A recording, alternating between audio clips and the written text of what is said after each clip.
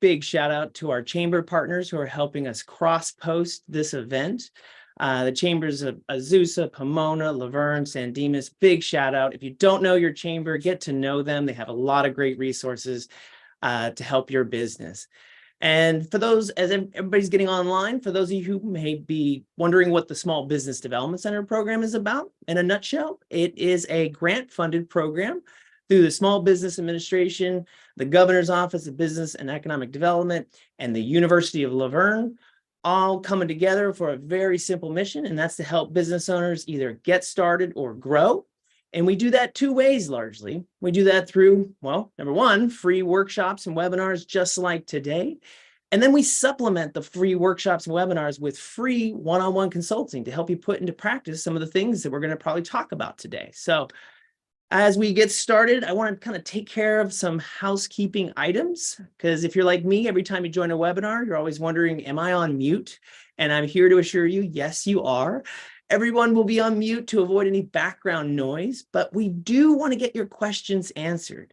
So if you're joining us on Zoom, please use the Q&A feature at the bottom of your screen. If you're watching us on social today, make sure you get your questions into the comments feature of the platform that you're on. Because and be brave, I'd say, because if you're thinking this question, there's probably somebody out there who also has that same question. So be brave, put it down in the comments, and we'll definitely get some good conversation going, because our lineup today, we have a nice presentation about buying a business. We're going to have some really good questions, I'm sure, from the audience about diving in depth about the presentation we just heard. And then we're going to have another little presentation or a walkthrough from bizbuysell talking about their website as a resource to help you find a business, because that's often the first question is, where do I look, Sean? So we've got a good one for you today, but don't be shy and get your questions in. And obviously, one of the first questions we always get is, can I get a copy of this recording, Sean? This is so good. I want to watch it and rewatch it. And yes, the answer to that question, because we're streaming today. So as soon as we're done with our webinar, it will be recorded and posted to our socials, so you can go back and review it for your viewing pleasure. But with those housekeeping items out of the way, I'm really excited today to introduce our first presenter for today, because he's the founder and chairman emeritus of Sunbelt Business Broker Network, which is the largest small business brokerage network in the world, with over 300 locations in over 30 countries. He's been helping buyers as well as sellers and brokers to close deals for nearly 30 years. And in 2009, he was the founder of Business Buyer University, which was set up to help buyers understand the process of how to go about buying a business. So without further ado, I'd like to welcome the man, the myth, and the legend, Ed Pendarvis. Please join me on screen if you could, Ed, and welcome.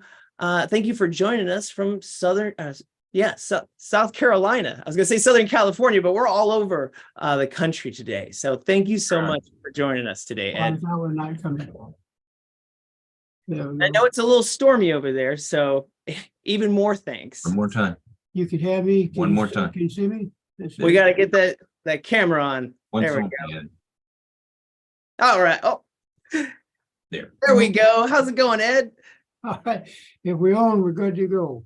Well, my biggest qualification, son, is I've made every mistake you can make in this business about 6 or 7 times. So I am qualified through that. And I try to stop it at 7. Now, once I've done that same thing, I'm not going to make that same mistake. Thank you so much for the opportunity in having this forum with Small Business Development Center. Y'all do a wonderful job and a resource for folks looking to buy or sell or grow a business and do a significant, valuable asset to the community. Interestingly enough, one of the biggest things that we do is, and you mentioned, is help people understand the process of buying and selling a business. And so much of the time, the biggest question comes up: what's the purpose of a business? And ultimately, it's to make a living for the owner and his family. And of course, that business provides a product or service that's approved and responded to in the marketplace. But the actual buying and selling a business, the value comes from the value it provides for the owner of the business, as well as the employees and customers and folks in the community there. And also absolutely applaud you promoting Chamber of Commerce in each of our communities. They do a wonderful job. So thank you for that. I got Brendan Miller's going to help me with our focus on the slides today. What we're going to talk about is a little bit of what I call the real world of small business. It's pretty interesting that all of the schools and colleges, pretty much business schools, and I also work with the business school here at the Citadel where I went to school. They teach about big business and publicly traded companies. So not surprisingly, and of course you see on TV at night, the talking heads and everything talk about the stock market and what's going on with the big corporations. And so to some extent, that's our concept, that's our perception of businesses. And it's so different from a publicly traded company coming down to what we call, some people call a mom and pop business, or a small business that makes a living for the owner and the family there in that community. And so that's our focus of what we're looking at. A couple of quick things that show that is in a publicly traded company, there are really two ways to make a living, and comparatively speaking. One is they sell their product or service, of course, and the other is they sell corporate shares of stock or equities. A good example of that, of course, is Coca-Cola, a wonderful company out of Atlanta. But they sell their product all over the world, and they make money selling their product and services. They also sell corporate shares of stock. So they issue 30 million shares of stock at a certain price and take it to the stock market and sell that. That's a whole barrel full of money in addition to what they make selling their product. A small business normally only has one source of income, and that's the sale of their product or service.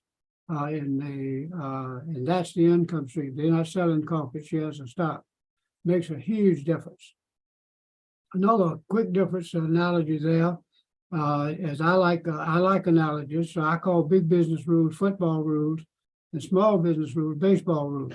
They're both ball games, but it sure is a different set of rules. And so we have to kind of establish that here at the front.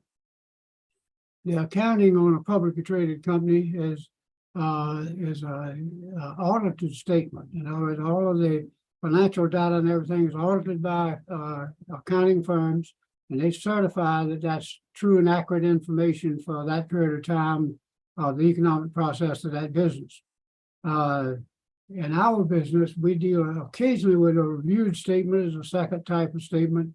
It's not audited, but the accounting firm does spot check things and say we are comfortable this is a fair portrayal of the economic activity of this business for the last 6 months or year or whatever. But we normally deal in what we call compiled statements. And compiled street definition is I put all my receipts in a shoebox and turn them over to my accountant, and he files my tax return. I don't know how he did it, and the only thing I care about is how big a check I have to write for taxes.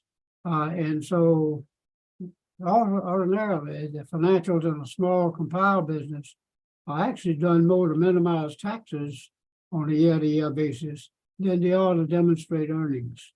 And that becomes a challenge when we go to sell. We're going to be talking about that a little bit different from there. The defining big business usually we would say is certainly Walmart, Exxon, Coca-Cola, all of the huge companies.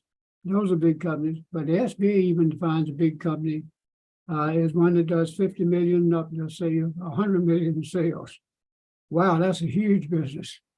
A small business that we deal with normally probably does $1 million to $1.5 million in sales, up maybe 2 million.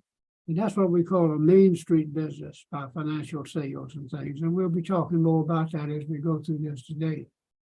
But the publicly traded business, usually even our marketplace might go from $2 to $5 million. That's about 98% of businesses in the world fall into those categories. They would do $1 million to $2 million in sales or less.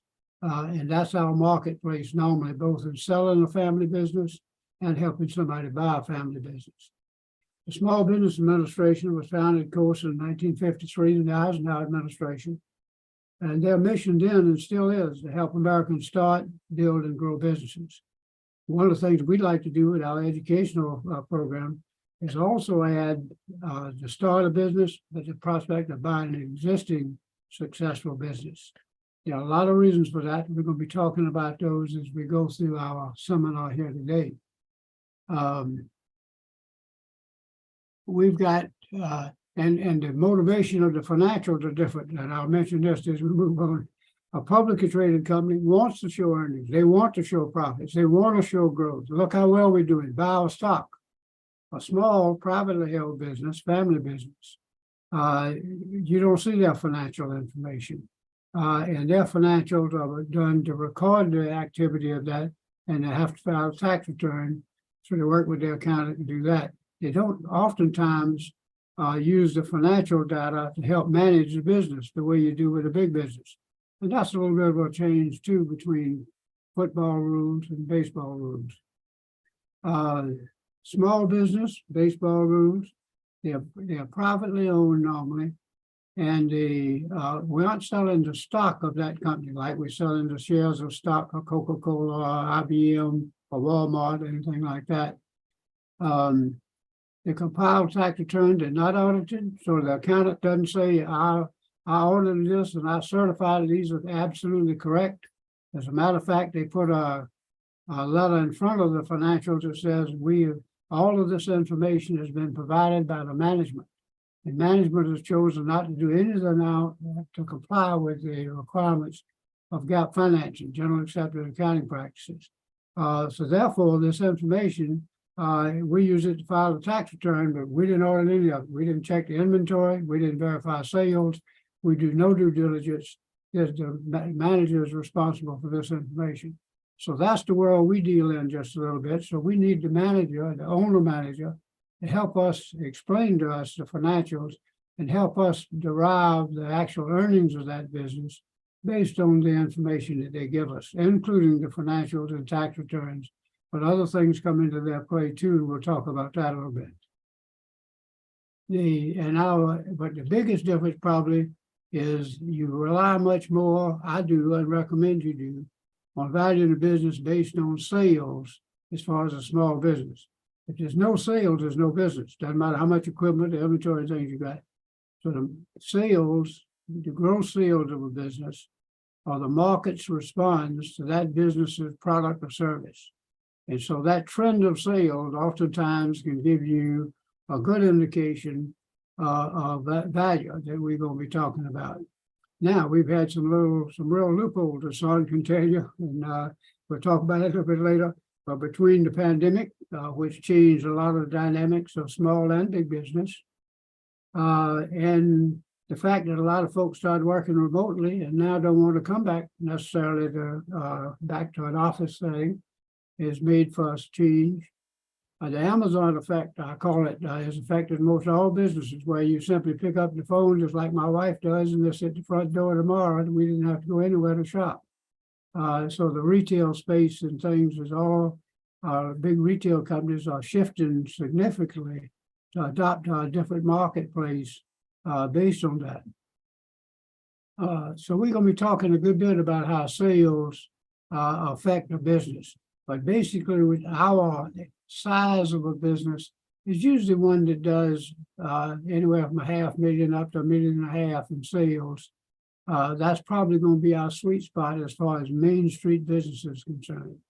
And normally those businesses may be making their owner anywhere from $65,000 to $150,000 a year, because it takes about that at a minimum to make a living in America. And so when a buyer's looking at a business, what it needs to look at and focus on is, if I buy this business, how much could it make?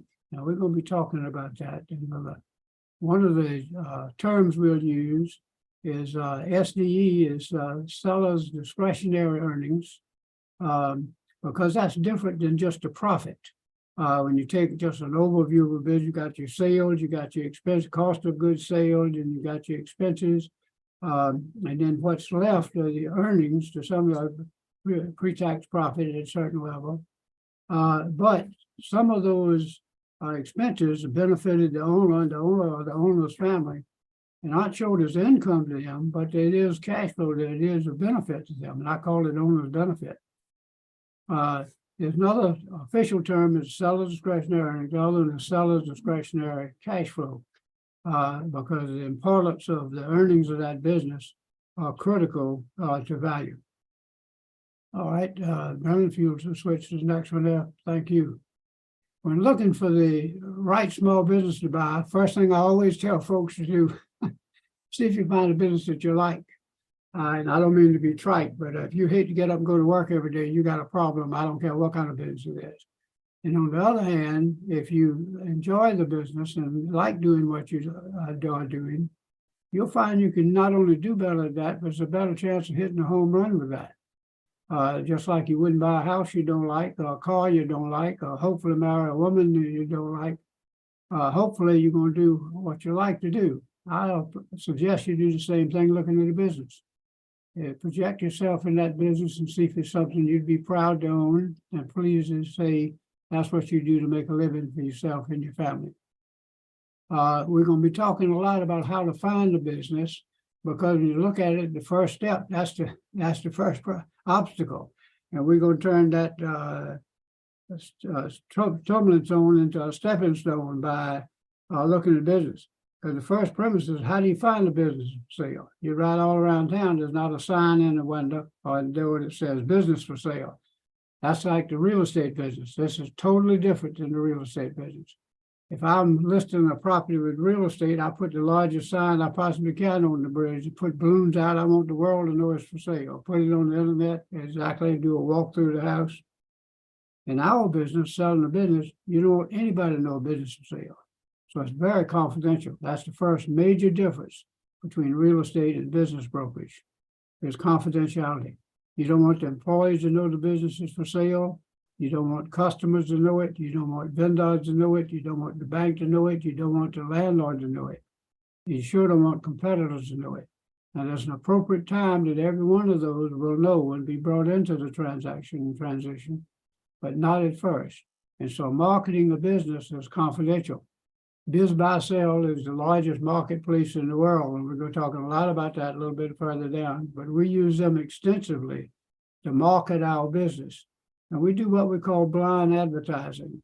For instance, if I had a convenience store for sale, the ad on bizbuysell may say convenience store, great location, well established, major highway, $1.4 million in sales, 600,000 owner's benefit. Been in business 15 years, owner retiring, call Sunbelt, or call the individual broker that has it listed. Now, it doesn't tell you which business it is. You have to contact the broker, or you have to follow up on the sale and talk with the seller if it's a for sale by owner process. And so that confidentiality is both good and bad. If you're just looking on your own, you say, well, where do I find the businesses for sale? Take advantage of what's in the marketplace and check with either a business broker that's a member of the International Business Brokers Association.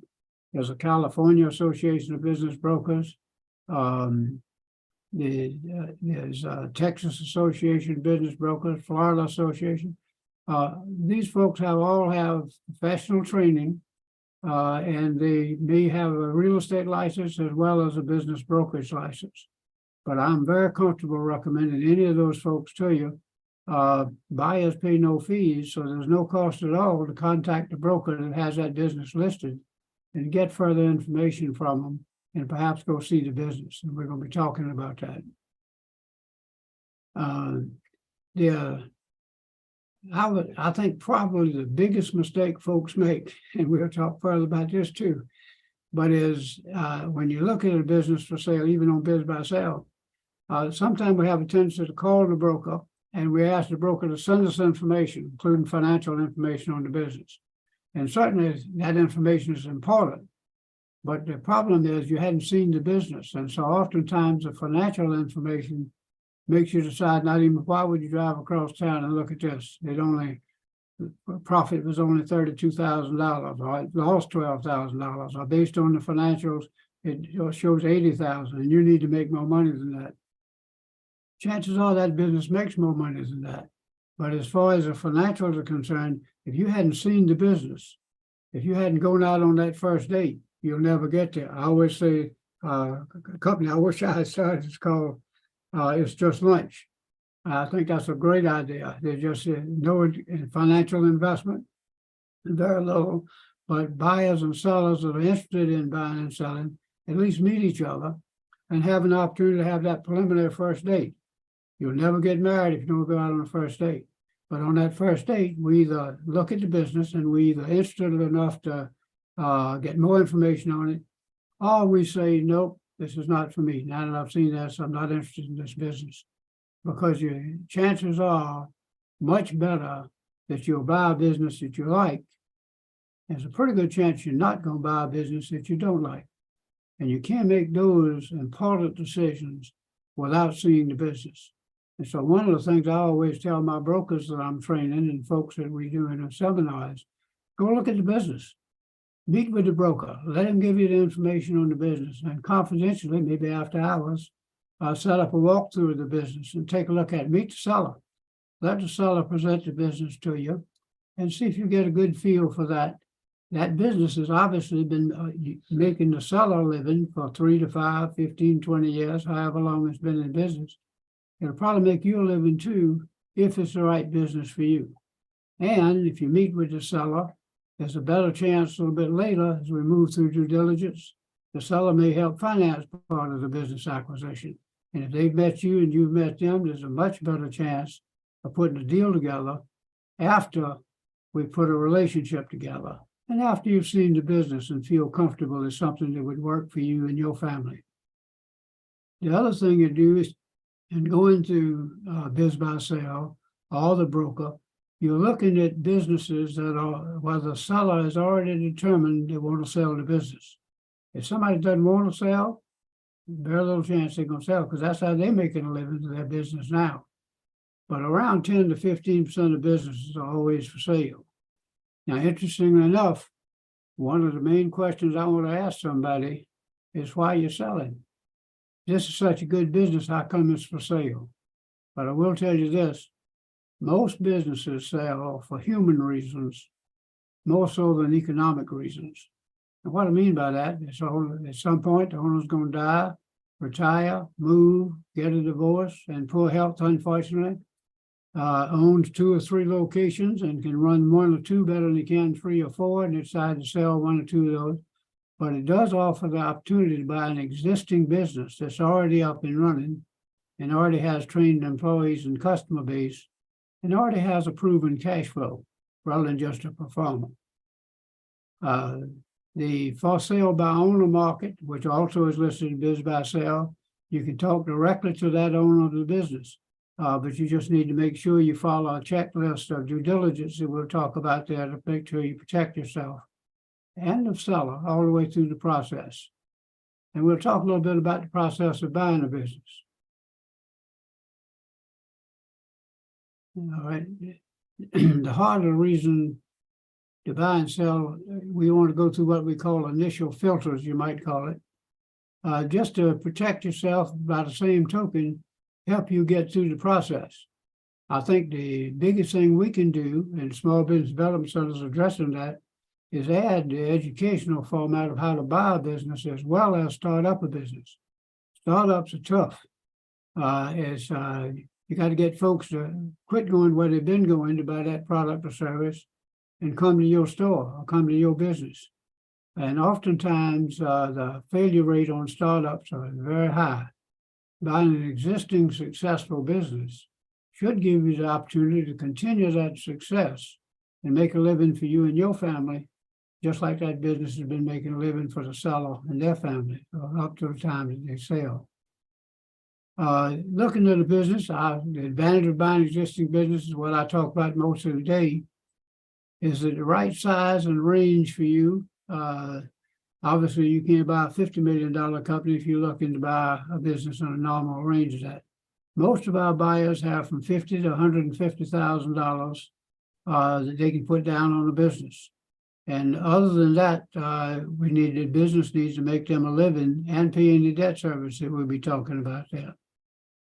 Is the business located in a place where you want to live? Oftentimes, a lot of folks move and transitions in different places. And on bizbuysell, you can look at what's for sale in that area of the type of businesses that you're looking for. You have the skills of management, or can you learn the skills? Now, one good thing on buying an existing business, as part of the deal, we're going to require that the seller train and transition us in new management with the acquisition. So you got the person who knows more about that business than anybody in the world is going to work with you to help you succeed. And particularly if they'll lend you some of the money to buy it, then you and them have a vested interest in the continued success of the business. I like owner financing. I like at least part of it. In fact, the SBA many times requires a seller to hold back at least 10% of the acquisition cost as part of the transaction and as part of the deal. And we'll talk about that a little bit more. Does it fit your lifestyle? Is it a business you see and feel that you could grow? Because one of the key things of SBDC is to help a business build and grow to be even more successful. And do the earnings of business provide you an acceptable living? I'll talk about that a little bit more too, but you can use this as a pretty good rule of thumb. I found this works. Most businesses will throw off to the owner somewhere between 10 and 15, 20% of gross sales. And I'll come back to that with some examples in a little while. But why is a seller selling the business? Like I said, we always want to know that. That's an important factor. And it's important as far as the price, terms, and conditions of the business from your standpoint as both buyer and seller. Thank you, Brendan. After you've identified some businesses of interest to you, call or email the broker for more information. I'll put an asterisk right there now. Go see the broker. If it's a business you're interested in, don't just say, send me the financial information, because the financial information has been done with one purpose, minimize taxes. It has not been done to show how much the business is making for multiple of earning sales value. Almost always the tax return has been done to minimize taxes. So if you're interested at all, go see the broker about that business, and then go see the business. Let the broker set up a meeting with you and the seller confidentially. It doesn't cost anything. Meet after hours or on the weekend at a time that you can meet confidentially, or off-site if you need to at the broker's office. Let the seller present the business to you and see if it's a fit for something that would work for you and your family. Gives you an opportunity to ask the seller more questions that'll come up. And if you meet at the business, look at all this equipment, look at all the inventory, look at the way the business has been set up over the years, and get a good feel for it. If it's something that would work for you to do something that's important to make a living for yourself and your family. Your initial assessment, look at the market itself, look at competition, look at the location, the lifestyle. Main thing is, what would you do to improve the business? You learn just enough, though, to filter that out. If it's not the right business for you, okay. We had one visit there that gives us some information, though, that gives us an opportunity to compare that business to other businesses and opportunities we're looking at. And you can't learn everything right now, but it's only preliminary due diligence. But when you think about it, somebody says, how do I know I'm going to be successful in this business? That's just like, how do I know you're going to be successful in that job? Oftentimes we change jobs, change locations, change houses, sometimes change husbands and wives. Things just change as we go through life. And out of that business sale can come a real good business opportunity for you to take that business and improve it based on what you do running it with your management. Thank you, Brendan.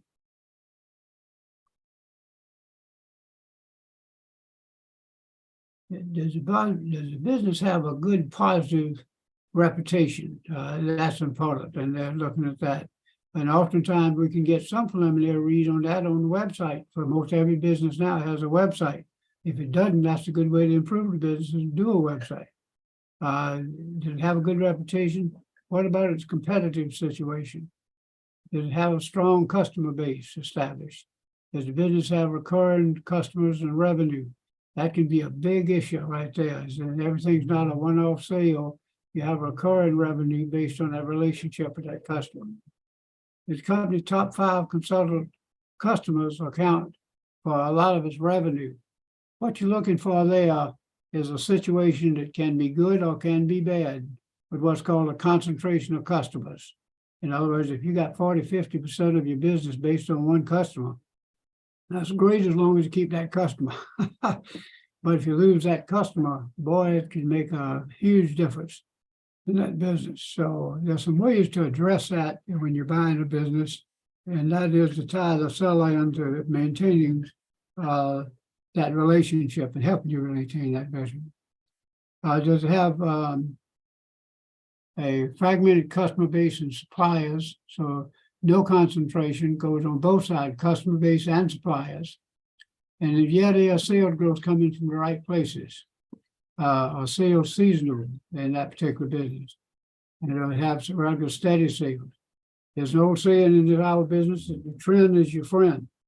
And I believe that to be the case. So as we look at the last 2 or 3 years financials, you might have to factor out some of the situations during the pandemic, because that may be an outlier as far as either sales or earnings are concerned, where somebody just survives.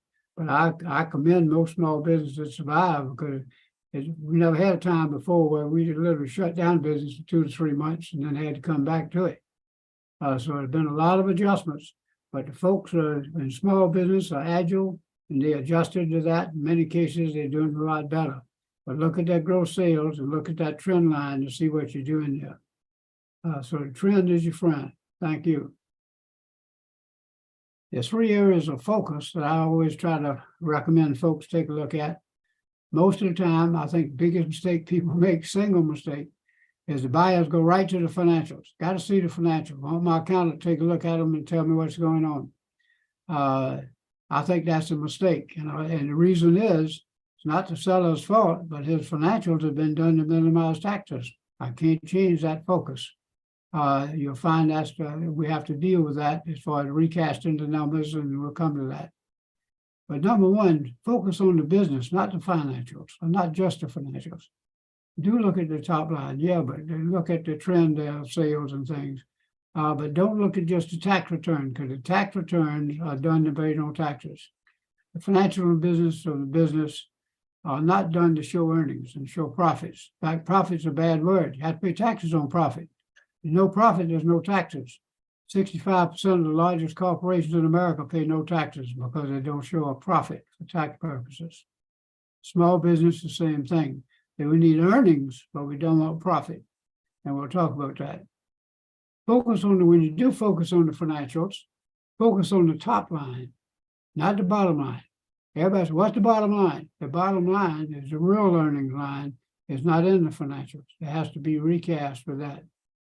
And remember this, sales drive value. If I'm teaching brokers, I stop right here and have them write that down twice. Sales drive value. Sales drive value. There's no sales, there's no value to the business. Sales are the market's response to that business's product or service. And the trend of sales, the volume of sales, and the information that gives you is critical to the value of the business. As far as earnings are concerned, I found over the years, 40 years of selling businesses, most businesses throw off to the owner somewhere between 10 and 20% of its gross sales. I joke and say, if anybody says they're making more than 20%, I don't believe that, unless they're doing something wrong. Most of the time, 10 to 15, maybe up to 20% of gross sales are the true earnings of the business that fall in that range. I'll come back to that. The third thing of area of focus, though, and the most important, in my opinion, is focus on what you're going to do with the business after you buy it. Not now, after you buy it. In other words, yes, look at what the seller is doing with the business, how he's run it or she's run it for the last few years, what's going on in their life that makes them now want to sell. But the biggest thing that's going to affect you, you can't change how they've run the business for the last 3, 5, 15 years. You can't change that a nickel. What you can change is if you buy this business, what you're going to do with it when you start operating and running it from there. And that's the critical thing. So I would say from weighting it, I'd say 70% of the weight of the focus should be on what improvements you're gonna make after you buy the business.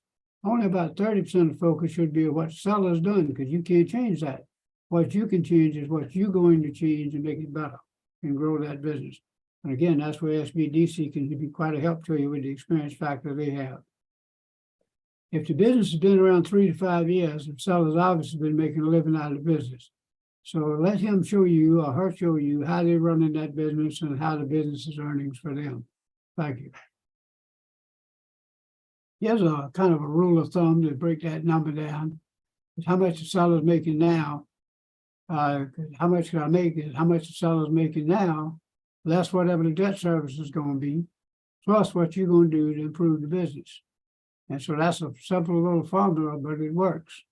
So if you sit down with the seller to figure out about what his earnings are now, or her earnings, then you might have a debt service when you buy, whether it's back to a bank or whether it's back to the seller or to Aunt Mary or Uncle Charles or wherever you get the money for a down payment. But plus what you're going to do to make the business better. All right. Here's a restaurant business. Most of us are familiar a little bit with restaurant. I use this kind of as an example. You've got gross sales, let's say it's $1 million. It's easy numbers. Food costs is 28 to 32% food costs. That's almost across the board. Every restaurant fits in one of those categories. Everything from fast food to tablecloth restaurant. So that's let's say 30% of gross sales. Labor costs are somewhere 28 to 32%. So let's just say 30% of gross sales. Rent costs usually about 10% factor, depending on the location. Sometimes a little more, sometimes a little less. That's the ballpark. Then you've got administrative costs, electricity, insurance, advertising, paper products, anything that's not food costs and things in there. And usually that's about another 10%. So if you add that up, that's 30%, 60%, 70%, 80%. What's left to the owner after all the other expenses are paid? And usually that's 10 to 20% of gross sales. And that's what we're looking at there. All right. So that's why if you look at a business and then you look at the top line, the gross sales, last 2-3 years, see what your trend is. And if the seller indicates that so that he's making somewhere between 10 and 15% or so, I think he's probably telling the truth. And particularly if he'll put his money where his mouth is and lend you some of the monies to allow the business. We'll see.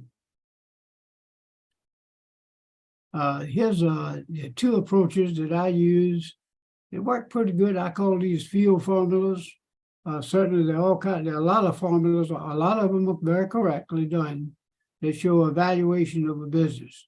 But here's what I found works as far as just street smart valuation that I found works pretty well. One value is the percentage of gross sales, 50 to 60% of gross sales. Remember we said sales drive value. So whatever the sales are, 50 to 60% of that's a ballpark value of that business. So if you got $1 million sample sales, you're looking at a business value of somewhere between $500,000 and $600,000, obviously depending on a lot of other input. Additional way of approach to value is a multiple of earnings. And usually 2 to 2.5 times the multiple of earnings is another approach to value. And so if your earnings say at $200,000, your business would be worth between $400,000 and $500,000. You add those 2 things together and divide them by 2, and guess what? That's a pretty good range of value on almost any business because it's based on gross sales and earnings, with both of which are important factors in the value of that business. If it's something you like and feel you could run and make a living for you and your family. All right. Make an offer when you're arriving at price, terms, and conditions. Here's another factor that I found is universal, you might say. Americans are not good negotiators. We're terrible at negotiating. We either pay the price or we don't buy something. And you think of this, when you check out a Home Depot or Lowe's or a grocery store or something like that, zip, zip, zip, they run the thing through the scanner. That's the price, that's the cost, that's what you value, that's what you pay for it. You don't check out the grocery store and the bill comes up $130 and you say, hey, would you take $85 cash for these groceries? Of course not. That's not the way we do business. We either pay the price or we don't buy it. That's one of the reasons that when they take a test about what folks don't like about buying an automobile, I guess what number one always is the hassle of negotiations. Americans don't like to negotiate. But in buying a business, to some extent, you have to negotiate. And the reason is there's just so many inabsolutes in our business. There's just not a cookie cutter that this is what works here and all across the country and things there. Because it's the human element of negotiations and buying, selling a business going to be critical to that. And that's why I always say, let's try to build a relationship between the buyer and the seller first. Then let's see if we can put a deal together that might work. When you are looking at, you've looked at a business and you feel like it's something that might work for you, the asking price, not surprisingly, might be more than you think the business is worth right at first. Don't be afraid to make an offer. New Americans, I call it, folks that have come in from overseas, the Middle East, Orient, India, they are masters at negotiations. They never stop negotiating. So they look at an asking price, summarily dismiss it, and make an offer based on what works for them. I think you need to do that a little bit as a good American, with even our culture doesn't go well with negotiations. Make an offer that works for you, perhaps with a $1,000 refundable deposit with the broker, and offer a price that you're comfortable with, subject to due diligence. Everything is subject that protects you all the way through the process. Offer a down payment that you can write a check for, and ask the seller to finance the balance. And we may end up having financed it through a bank or through SBA guarantee. We're not sure yet, but right now it would be X number of dollars down that you could deposit and ask them to finance the balance. You got to have enough money for your down payment and the working capital right at first. One of the biggest values by an existing business that should be already cash flowing. So you ought to be able to take payroll right out of that business the next week after you bought it, because it's been paying payroll out for the last 15 years. Other terms and conditions of balance to the seller, usually for 7 to 10 years at a reasonable interest rate. Right now, we usually do about 5% interest, even though the market is a little bit higher than that. We're not a bank. We put a deal together between the buyer and the seller. We want it to work for both of them. So about a 5% interest, and then see what they negotiate, what comes back with from that. But I will tell you this, price is probably more important to the seller. Terms and conditions are more important to the buyer. In other words, I'll pay you this much for this hardware store if you take $100,000 down that I can afford to pay you down payment, and you finance the other $300,000 for 10 years, 5%. All right, so terms and conditions actually make it work for the buyer, but price is oftentimes more critical to the seller. All right, Brendan, thank you. See what the seller responds to in writing. Now, the reason I say in writing, let's take the personal. I don't like face-to-face negotiations. Sit down with the broker and draw up an offer that you're comfortable with, contingent on your full review and approval of the financials, contingent on your approval of the lease, contingent on your approval of the training and transition period for new management, contingent on the level of inventory, contingent on being able to get acceptable financing. All of those contingencies protect you all the way through the process. If we can't get it to work from your standpoint, we can always withdraw the offer. But see what the seller responds to in writing, then you know what your targets have to be while you're trying to get financing and doing due diligence. Seller may always want more down payment, they want as much as they can get. You can only pay so much. So buyer either have to borrow some more or get more from a third party. Seller may want to shorten the payroll period, the payoff period. Well, we'll take a look at that. We might do a balloon payment, a lower monthly payment for 5 years, and then a balloon or something like that. All deal points are subject to negotiations. In small business, in the real world, everything is negotiable. So if you see you like something you like, see if you can work with the broker to put a deal together that makes sense for you and your family, as well as the seller. Thank you, Brendan. In financing the deal structure, oftentimes we'll hit a battle we call a third. A third is provided by the buyer, down payment. A third provided by the bank, SBA loans, traditional banking loans. And a third provided by the seller, with seller financing. Most every transaction we do have some component of seller financing. And a successful ratio of down payment to annual earnings, here's what I try to shoot for in between the buyer and the seller. If you can put down $60,000 and make $60,000 a year in the business carry debt service, that's a pretty good, that's 100% return on your money. You can put down 80,000 and make 80,000, put down 150, make 150. That's what I call a down payment ratio, or 1-to-1 with the earnings of the business. That should be a workable situation, both for you and the seller. And as I said earlier, price is often more important to the seller. Term conditions are more important to the buyer. Buyer needs cash and working capital to make things work out with a down payment. And most of our buyers have $50,000 to $150,000 that they can put down on a business. All right, thank you, man. Now due diligence begin. Engage a CPA to help verify the financial information. Don't expect him to advise you to buy a business, because I can tell you in 40 years of selling businesses, I've never had an accountant, not once, advise anybody to buy a business.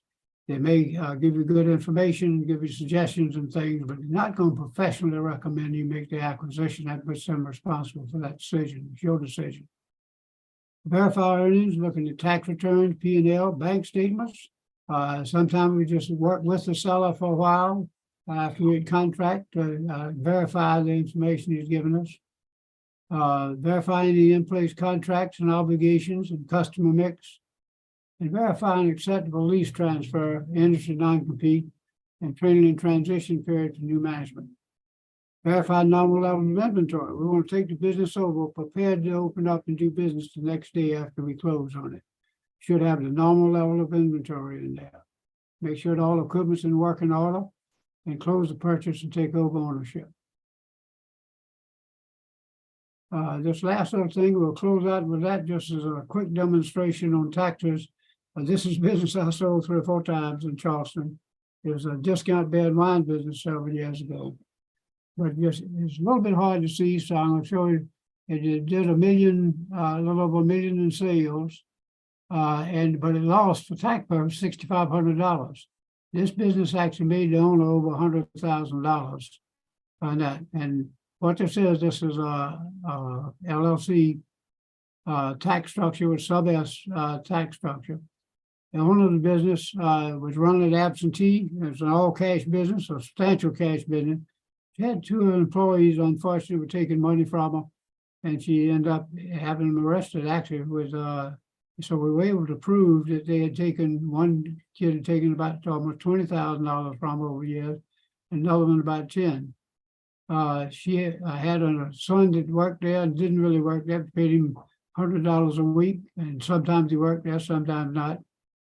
She had a Corvette automobile that the business was making for about $400 a month. And the son had a CJ7 Jeep, but he drove it, and he had the raw words of the business on the side of the Jeep. But it was his Jeep. He used it to go to school. And had depreciation of about $12,000, which is a non-cost cash item, non-cash.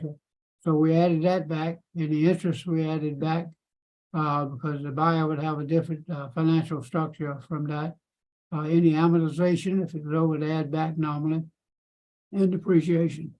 And so, in taking those items there on this tax return, showed the salary to the owner, $36,000. She was the only officer of in the business. And then I added back $5,200 for the son, who didn't really work there. It was just a family income, additional income. Depreciation of about $12,000, $4,000 a year for the automobile that she was driving, about $3,700 for the one he was driving. Both of those provided by the business, and added back the money that was proven to have stolen from her out of the cash flow. And last year she was in business because of that upside down situation. She paid over $10,000 in non-sufficient fund charges, bank charges, never sent back one of her checks. But you charge that, you add those expenses back up. That business was doing $100,000 plus family benefit income to her, you might say. But she was paying taxes on $24,000 because it was a $30,000 income to her, less $6,500 loss for tax purposes. She was paying taxes on $24,000 a year, and that business was providing her and her family a lifestyle of well over $100,000. So what we need to do is get the right information and complete information step by step through the process, so that we can make sure if we find a business that we like, it'll make us a living, just like it's making a living for the seller, if we buy it right and if we protect ourselves all the way through the process. And with that, I think that's kind of our part of it. Ask any questions you might have, but certainly we look forward to talking with you there. Sean, we'll go back to you, please. Back to Sean in the studio. Thank you so much, Ed. No, I love the way you had all these checklists and those years of experience that you have to kind of put those questions in the minds of folks that are looking to buy. Really good stuff. And now, as we're going to move into the question, or for our question and answer portion for today's event, I'm excited to introduce to you our very own Malcolm Geffen. He's an SBDC consultant here at the SBDC at the University of Laverne that helps businesses through this process, and every business is different. So I'd like to welcome Malcolm to the stage if we can. As I introduce him, he's got an established career as an entrepreneur with a strong background in professional management and corporate turnaround work. As an entrepreneur, he's founded, acquired, and run businesses for many companies in many different types of industries, both as an entrepreneur as well as doing corporate turnaround work for investors. And when he's not here at the SBDC or doing, you'll find him in South Orange County running a team of 12 CEOs and a forum that he leads, and really just being an advocate to small businesses in general. And we can't thank you enough for taking time to join us on our Q&A portion of our broadcast today. Welcome the man, the myth, the legend, Malcolm Geffen. I don't think I'm going to acknowledge any of that, but thank you for asking me to be here. Well, it's a pleasure to have you both on the line. Between the two of you, we have a lot of good experience, and I'm excited to start to feed in some questions that we've been receiving since we started our broadcast. And first up, we have a question. I liked your example in the slides, Ed, but we have a question. Do you have any tips for purchasing a fast food restaurant from Facebook? Not from Facebook, but like the question's from Facebook. Do you have any tips on purchasing a fast food restaurant? Is it a franchise or would it be an independent business, you know? Well, let's, we can ask You can do either. If it's a franchise, of course, you're buying two things. You're not only buying the business, you're buying the franchise, that relationship. So certainly that's a very important relationship there with the franchise, or as well as the franchisee that you're buying it from. The other thing just with a restaurant is verifying your information. And again, a restaurant's a fun business, but it's a high burnout business. You can do something 24 hours a day in a restaurant. You just got to make sure that you're comfortable with it. And if you are, though, it'll make a good family living. And you can feed your kids there. You got to feed them anyway, so you just well feed them with retail, not wholesale. Wholesale rather than retail. Anything to add, Malcolm Geffen? Well, a couple of things. I think the hard part about buying restaurants, particularly something like the fast food restaurant, is substantiating revenue and expenses. So the benefit of buying a franchise unit is that the franchisor requires specific details, and they monitor the performance of the franchise, because obviously that's where their revenue comes from. So that's step one, and they're the people who can also jump on things where expenses aren't particularly good. And they set boundaries and parameters. I'm not crazy about franchises, but I think that's one of the benefits. The other thing is when you're buying a franchise of a fast food restaurant, sales tax returns are really important. And most states, I assume, certainly the state of California, requires frequent and regular sales tax returns, and that's a good way to start looking at a franchise unit, at a fast food unit. All right. Well, I've got another question that just came in. Same kind of question. Tips on buying a dental office business. Obviously, you need to be a dentist. I'm not always convinced. Yeah, but most of the time, you've got a younger guy, a woman, and somebody else is retiring out the other side, and that transitions that customer base, you might say, and the relationships they've got there. And that reputation is very important, and oftentimes they'll work together for a while before and after the sale with the person retiring, helping transition for 6 months or a year, somewhere along in there. It's critical to that. Okay. Now, I think you brought up a good point. One of the questions we got was asset sale versus stock sale. Any thoughts on, well, describing the difference between, we'll start with that. And then as you mentioned with the license or being a dentist, a licensed dentist, how does that maybe influence asset sale versus stock sale? Well, normally you'd look at a stock sale. In small business, we don't normally do, well over 99% of what we do is an asset sale. We don't buy liabilities, we don't buy corporate shares of stock because there's no definition of value about the open market is. Stock market opens in the morning, 10 o'clock, closes at 4, and whatever those shares trade for, that's the market value. And we don't have that opportunity in smaller business. So the shares, it may be a sale of the corporations, but it's a sale of the assets of that corporation, including the name. And usually when we do have a stock sale, Sean, there's a reason for that. In other words, there are contracts in place. You don't want to violate those contracts between buyers and sellers. There may be some other obligation that's already up. It's a very valuable asset to continue relationship. And so you buy the stock. But you need to have, if you do buy the stock, you just bought all the liabilities that company had that you don't know about. And that's the concern. Usually people don't want to buy the stock. It sounds like 99%. Oh, go ahead, Malcolm. Well, let me just jump in because in small business, I'm always nervous about buying the stock of a corporation. And it doesn't relate necessarily to what the value of the stock is. It relates to what the overall value of the enterprise is. The problem is if you buy a stock of a corporation, you take over all assets and liabilities, whether disclosed or known or not.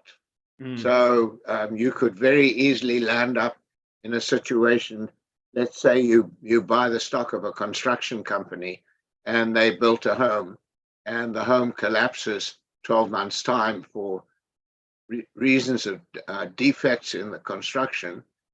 Even though you were not there, you land up with a responsibility for the collapse of it, and you're going to have to pay the penalties. So unless there are special circumstances, I always advise people to look for a sale of assets and maybe putting it into an LLC or into a new corporation which files taxes as a subchapter S corporation.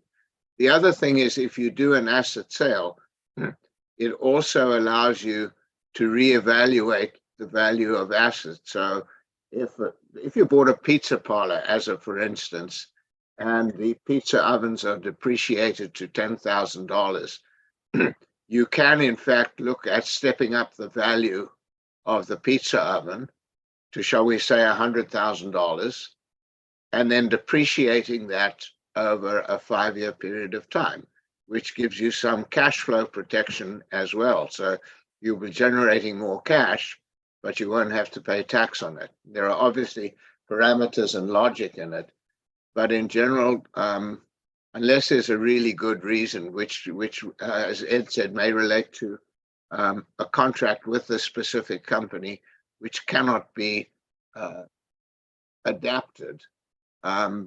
Other than that, I don't recommend buying the stock of a corporation. It sounds like the asset sale gets you that clean breaking off point from the old to the new owners, and good feedback. Okay. The next question that we just had come in talks a little bit about breakup fees. They phrased it. If you imagine if you're getting into the sale of that pizza parlor and you decide not to go with it, what are there any fees associated with it? Kind of like if you're in escrow and you back out. I can tell you from a broker standpoint, we almost never have that situation. In other words, any offer you make is contingent on complete due diligence, review and approval of financial, review and approval of tax, or the terms of the lease and conditions. Landlord, we deal with a whole nother set of negotiations there, so we're not sure what's going to happen. We want to make sure we protect ourselves through there. So we very, very seldom ever have a buyer forfeit that deposit based on because of due diligence. Now, once we've done all the due diligence and we set everything up, we got the financing in place, it may be a point that deposit becomes hard. But I would say certainly about 95% of the time, if it doesn't work, the buyer gets his deposit back. Okay. Well, let me just add to that, because I agree with Ed that if you're going through an escrow or some sort of variation of that, part of it is you can walk away at any point if there are errors or omissions or issues in what you've been provided. But I have been in deals where there is a breakup fee if in fact it all complies with the instruction, and at the end of it you decide that, well, I just don't want to do the deal, and you want to walk away. Plus, it's also very important when you write the escrow instructions that you point out clearly. I mean, if the offer is subject to financing, that's a contingency that has to be removed. If you don't do that, and you say, I have the money, you could quite easily be hit with a breakup fee. Yeah. That's my contribution. Ed, did you have something else you wanted to add? Or we got another question here. No, I think the occasionally where we've had a breakup fees, like you said, Malcolm talked about, we go all the way down the road and everything kind of is prepared to close, and for whatever reason the buyer backs out, then it should be an instruction that what would happen to that deposit based on that. Most of our buyers universally have, I'd say, $50,000 to $150,000 they could put down on a business, small business. I always say that Americans not big savers. We make 100,000 a year, we spend 110. We make 200, we spend 210. Now I will tell you, if you ever make 300,000, you become a Republican, and Republicans can always save money. See, so you have to look at how that comes into play with the deposit. I'm not going to touch that line at all. Well, our next question is about leases. Is it better to negotiate a new lease or have the lease assigned? That's probably it depends question, maybe I would answer. Almost always from a lease standpoint, subject to doing that. Most of the time, the landlord will work with you on the transition, want somebody to stay and pay, particularly in today's time. They ended up with a lot of office space and things that are open space and retail space that aren't running that. So hopefully they'll work with you on the transition. They want a good tenant to stay and pay, and hopefully won't kill your deal, which a landlord can do by giving us a lease the buyer can live with. Well, let me come in at it, and I agree with Ed, but with a slightly different focus. It depends, A, on the length of the lease, and B, on the term of the lease and the financial conditions on it. Most leases should have a clause in it which says something to the effect that it's subject to landlord consent, which consent may not be unreasonably withheld. If you're looking at a lease that has got 2 years to go, then you really do want to renegotiate the whole lease. If you're looking at a 10-year lease and the economic terms are very favorable, then you really want to take over that lease and have it assigned. And the probability is the landlord isn't going to want to do that because he thinks he can get more rent. Yeah. But that's where the unreasonably withheld piece has some validity. Okay, well, these are all great questions, and I want to encourage everybody who's watching to get your questions into the Q&A feature on Zoom, or if you're watching on social, get them into the comments. We'll see if we have some time at the end to circle back around, because once you answer one question, you inevitably turn over two more questions. So at this time, we're going to transition now to taking a pause from questions, but keep them coming. We're going to move to the biz buy sell portion of our presentation and helping us navigate their site to search for these business opportunities. And we have with us the best in the biz today, or should I say the best in biz buy sell. Brendan Miller, the marketing director. Welcome, Brendan. Thank you, Sean. Thank you, Ed. Thank you, Malcolm. Thank you, everybody, for joining us wherever you might be today. It's my pleasure to be here and walk you through Biz Buy Sell. If you're familiar with us, there's some updates to the site and the user experience. If you've never heard of Biz Buy Sell, buckle up. We've got a lot to get to, and I assure you, a lot of this is very intuitive once you get to the site. So a little bit about Biz Buy Sell. Biz Buy Sell is an online business for sale marketplace. We also include franchises for sale. On the business for sale side, these are established businesses for sale. They can be in any industry, any area. They can be online, they can be offline. They can have active owners, they can have absentee owners, they can have a full staff. They can be in a period of transition. They can be in a period of great stability, and people are looking to just change their life and become an owner or move on to their next ownership, or for personal reasons, they need to change it. A little bit about our size. We generally have about 65,000 businesses actively for sale on Biz Buy Sell. We do more than 3.5 million unique visitors a month. We have 6,000 business brokers across the country. Our business broker directory is a great place where you can look for business brokers that either serve your area, either at the county or state levels. A lot of them will have focus on different industries. A lot of people in the restaurant world tend to focus only on restaurants. Other people can go more broadly speaking, but that's a great place for you to find those resources like Ed was talking about, and folks like himself who have really written the textbook on what business brokerage is. It's a great way for you to reach out to brokers to get a sense of who they're representing, what they might have, and to kind of qualify yourself in a way as a business owner and what it is that might be a good fit for you. In addition to being on Biz Buy Sell, we also run bizquest.com. LoopNet is a partner site of ours that is owned by our corporate parent company, CoStar Group. You might also know them for being the Jeff Goldblum, Brad Bellflower Apartments.com folks. And then we have a number of partner websites that our listings are automatically pushed to.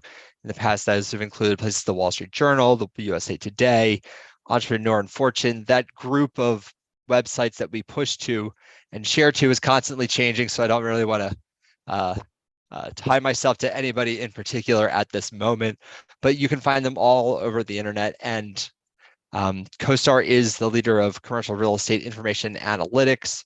If there's information, whether it's from utility costs to price per square foot to how many owners have been of a parcel of land or a building, CoStar is going to know who it is, and all of these things help provide a larger experience and more insight to the people looking to buy a business and sell them. Our opportunities across these 65,000 businesses for sale literally touch everything that makes money here and abroad.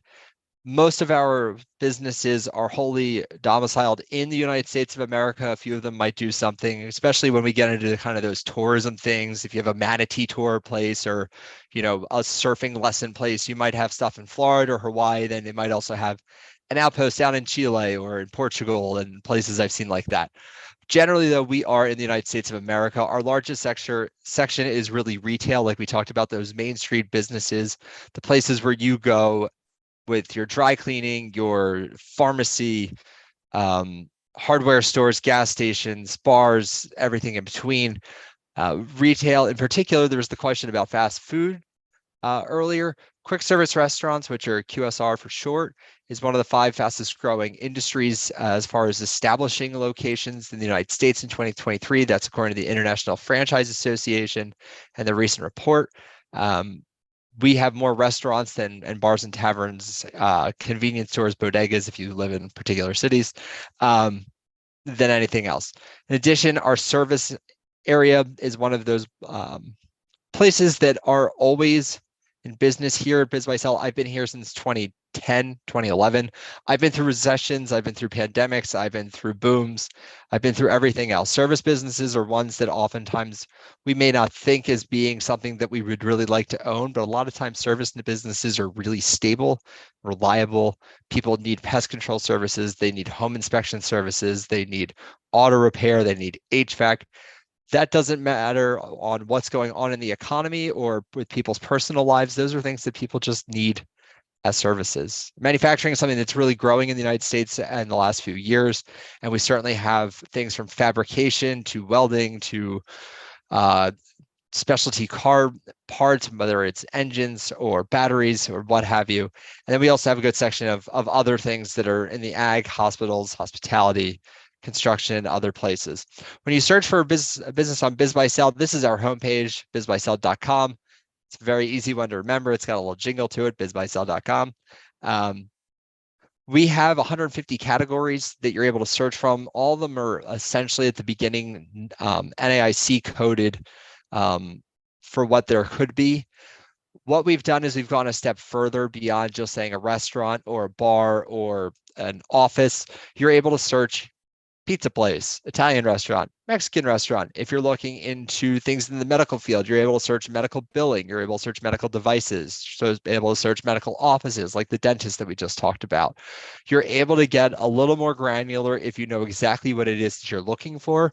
One of the things that we're really excited about that just dropped last week is the ability to search by metro area. Historically, you've been able to search by city or county. We've gone a step further and incorporated information from the MSAs and CSAs that are associated with census and the Department of Commerce, and you're now able to search the Los Angeles metro area, as would be relevant for the folks down at the University of Laverne and across the area down there. Up here, we have the San Francisco Bay Area, which incorporates all 7 counties that make up the Bay Area, and that way you don't have to just look for Alameda County or San Francisco or Marin and search for that type of industry or type of business in those places. You're allowed to do a broader search and have a better sense of what it is with, as we talked about earlier, figuring out where you want a business to be because it fits your life. And being a business owner, because it is a 24/7, 365 endeavor, you want to make sure that it's located somewhere that you can attend to its needs whenever they come up, because they always have a tendency to come up exactly when you're about to get on a plane and go on that first vacation in 3 years. Our prices range from $10,000 to $10 million plus. Our median sale price is $350,000. You can find them and search for them. One of the things about this homepage that I will point out is on the top there where it says tools and advice. We have our learning center, both on the how to buy a business and how to sell a business side. There are entire portals that'll arm you with how-to guides, information about changing realities, especially a lot recently with the changing interest rates with the Federal Reserve, central banks. We put up a lot of stuff up there regarding what those changes mean for you and what you should be aware of. This is what our homepage or our search page looks like. This is how it comes up.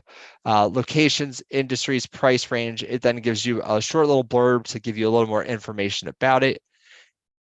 Every listing is going to be different. They could have 2 mathnasiums or 2 clucking chickens right next to each other, but because it's the individual owner or their particular business broker they're working with, they're going to be written a little differently. Don't take that as an alarm that something's completely wrong with one or the other.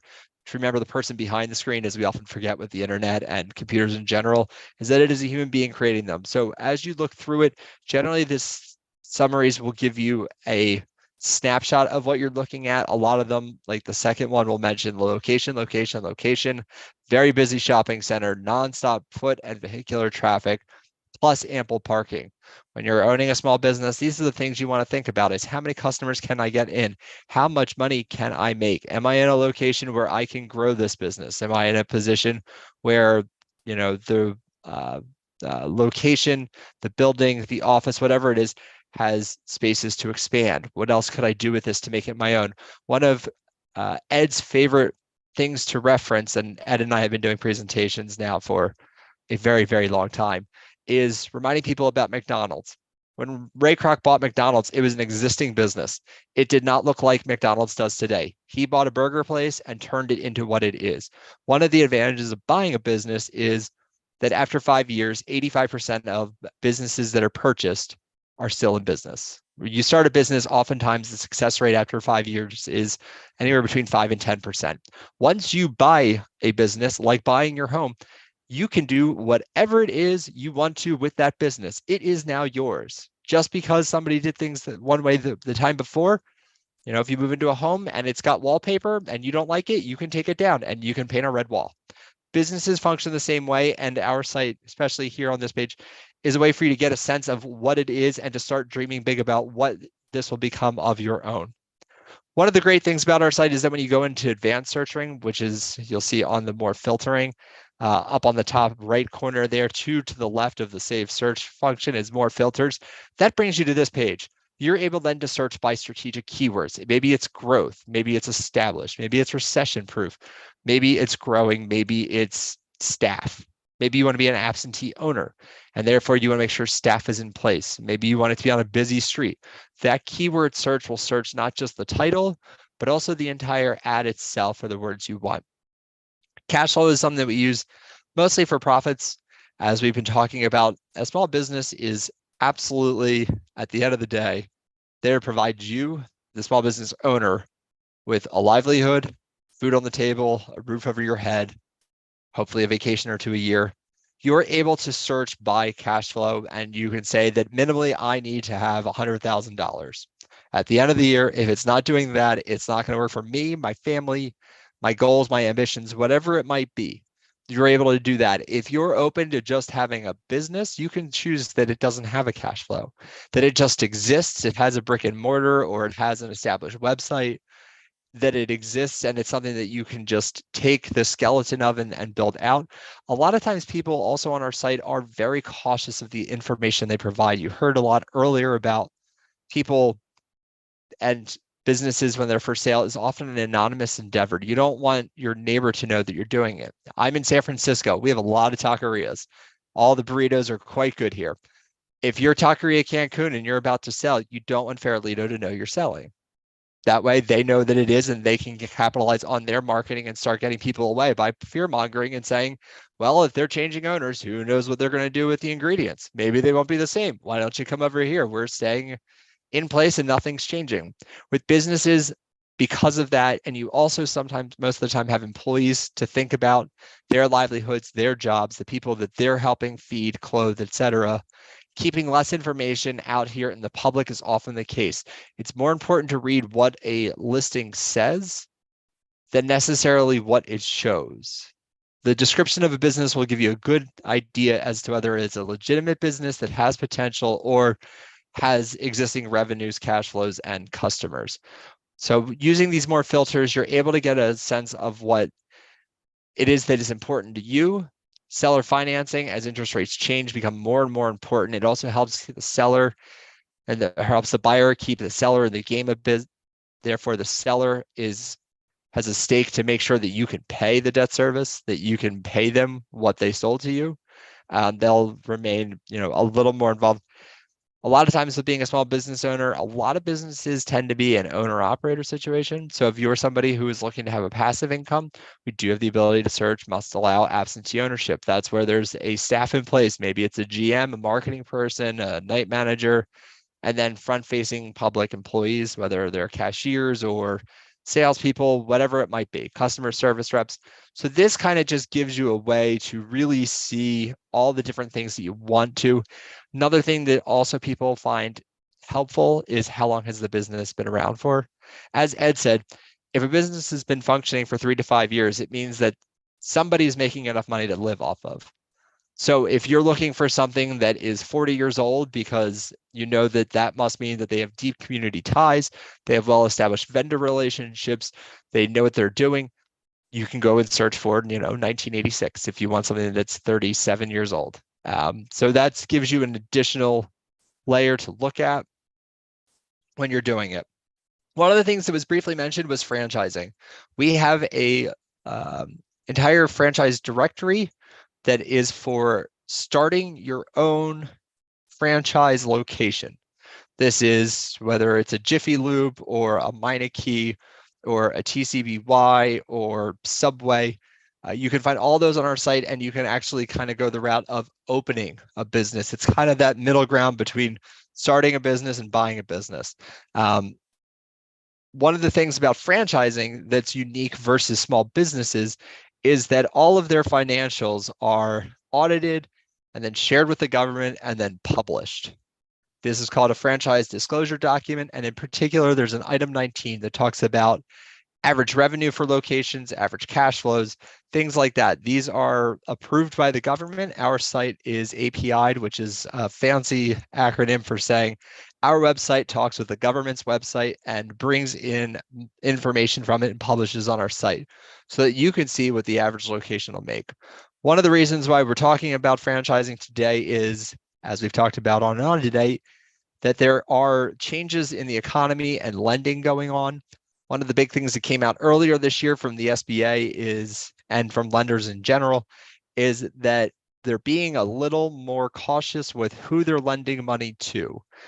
On the starting a business side, they're being a little more cautious about offering capital to people when they're coming up with a business that they want to start. Right now, the SBA and other lenders want to see businesses that do work, businesses that exist, have established cash flows, can pay their bills and do it. Franchises not only are a small business, but because they have the business plan and backing of a larger, successful, established entity, they're getting a little bit more favorable reviews. So that's why we are talking about this at this time. This is, again, very similar. What we include here is what the cash is required. You have to have $50,000 cash on hand to start top rail fence. The overall investment might be a little bit greater when it comes to buying trucks or equipment, whatever it might be. But we do try to keep it as simple as possible, that this is at least how much cash you need. As you can see on the right-hand side there, you're able to search for things and add them to your list to get information directly from the franchisor. bizbuysell is not going to contact you and say, we see you're interested in naturals to go and healthier for you vending. Let's talk to you about it. No, that immediately goes to the people who work in corporate franchise development at those places, and then they reach out to you generally within about 4 hours. Sometimes it's 24, 48 hours, just depending on how life's going for them. As we mentioned, these are a few of the reasons why franchising has strength. A lot of these things really apply to established businesses for sale as well. And that's why the established business for sale route is oftentimes not always safer, because nothing's entirely safe when it comes to business ownership. But by having these existing processes, relationships, technology, and marketing, you're able to step into things that already work. And you don't have to worry about building these things out and trying. One of the things with franchises, and what's allowed franchises, especially as consumer spending is a little bit tighter, one of the reasons why franchises have been successful is that they have the technology in place to already have these very thorough, robust loyalty memberships in place. Because they are of a larger size, they have the capital and the bandwidth to invest in these and to get them to the front lines. A lot of with franchises, there's the territory management that comes with it. A lot of these places, especially when you get into the QSRs or you get into, say, pest controls, or, one of our things, dryer vents, a lot of times you need field reps to do that and to go actually be the technicians to these. So you as an owner are oftentimes dealing with the administrative, the liaising with the corporate marketing, corporate development, corporate accounting folks, while you have employees that are actually doing the hands-on customer-facing work. And again, lenders are prioritizing franchise acquisitions in 2023. The International Franchise Association is a place where you can go and look at it. This is just a group of the people who are currently advertising on our site. A lot of them, you will notice, a lot of them are very large people. Any of these folks are ones that you can go to the site and learn more about. You'll notice the diversity of industries. One of the things with franchises is when you buy one, if you can buy another, you start snowballing your earnings and your revenue and your profits and moving from there. bizbuysell is valuation options. This is all under the tools and advice area. You can find that. You can also find it under sell a business, discover what your business is worth. We have valuation reports. We also work with people like Deal Coach. Businesses are something that if you ask 10 people, how much is my business worth? You'll probably get 9.5 different answers. My experience, you always have one person that says, well, that one could be right, but I'd say this. What these are is just a ballpark of what something could be worth. It also helps if you're looking to buy a business because you can look at the revenue, the financials, if you have a lease, if you have how long are the vendor contracts in place for, you can use that to kind of get a sense of what your correct offer would be. How low can you go? If somebody's asking for $1 million and you look at everything and you look at the lease and you go, well, in 3 years, it's going to be up. And based on the trends in the area, it's probably going to go up. Well, maybe it's 890 is what I offer because that is what actually makes sense given the future. We recommend using these just as a ballpark. When you get off the site with other people who spend their life appraising businesses, they can get a little more granular with you and be a little more exacting in it. But these are really great tools on our site that allow you to get a feel for things. And when you're searching, if you see something is asking $1 million, you might look at it and go, but all those other ones are asking for 750. What's the difference? It allows you to be smarter and more thorough about what it is that you're looking at and finding out what would be the best decision for you. The last thing I'll talk about is our premium buyer product that we have. We give everybody here today a discount for our yearly membership. It's called bizbuysell Edge. The promo code at the bottom, it's big and blue. It's ULV Edge for University of Laverne. Edge, it'll take off 15% off your first year. What bizbuysell Edge does is gives you more information into the listings. It's a little bit more involved because you have a lot more information you can look at. You're able to look at trends. You're able to see what people have edited. You're able to see when people have changed the price of their business. That's a great thing for a smart entrepreneur is to bookmark opportunities. And when they see that something's changing, they can ask why. If it suddenly brings something down into your price range, you're able to act quickly on it. If other people are really contacting it frequently, you'll get an icon that shows that it's a hot opportunity. When you see those, it just calls to attention. Maybe I want to look at this a little further. What is it that's drawing other people's attention? Even if that individual business isn't necessarily your cup of tea, it might spike your brain to think, wow, I hadn't thought about that. What about it would be strong? How could I fit? Is that something I could do? What it does is it empowers you as a searcher. It forces you or allows you to contact businesses that are better fits for you, ones that other people think are good fits. And it also encourages you to think even more broadly about the area that you're purchasing and what you could do with it.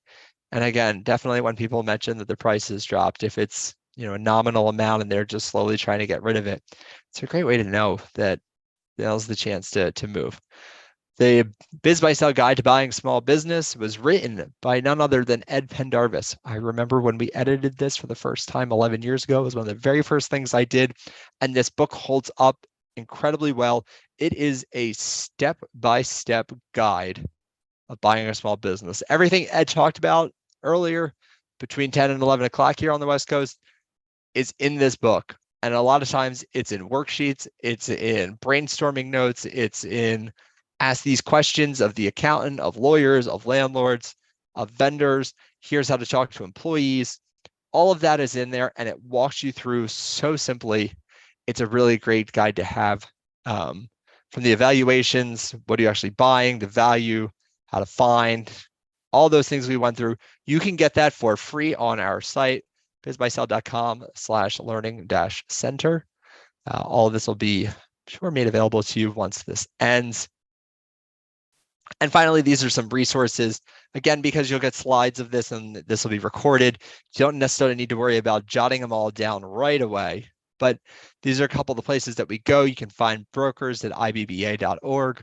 The SBDC you're familiar with because we're here with the SBDC. Business Buyers University is a program that Ed does. If you want to hear Ed talk more, and I know that after 11 years of listening to Ed, I still can't get enough. Ed just breaks it down even further with his Business Buyers University. And these are just a few more resources. If anybody needs to get in touch with Ed or I or anybody at BizBuySell or Sunbelt, there's some contact information for you. And with that, Sean, I turn it back over to you. And the crowd goes wild. Very, very great presentation. I love BizBuySell and all of the free resources that you have to help people kind of mull around this idea of, I didn't think about that, like you said. So I want to give a big shout out to not only you, Brendan, but Ed and Malcolm for joining us today. Thank you so much for taking your time to share. It's been a treat, I think, for all of us. So, but as you mentioned, SBDC is a great resource. So make sure if you want to talk about your deal with Malcolm, we have free consulting. You can sign up for that on our website or just give us a call. We'll walk you through the process and to kind of talk about your deal one-on-one and things to consider. But you will get a follow-up email with the slides and, of course, this wonderful recording to everyone who registered for our event. But I know we're at our time for today, so I just want to say thank you so much for joining us. We hope to see you next month where we're going to be talking about business plans made simple. So take a look at our upcoming events calendar, and we hope to see you next time. Till then.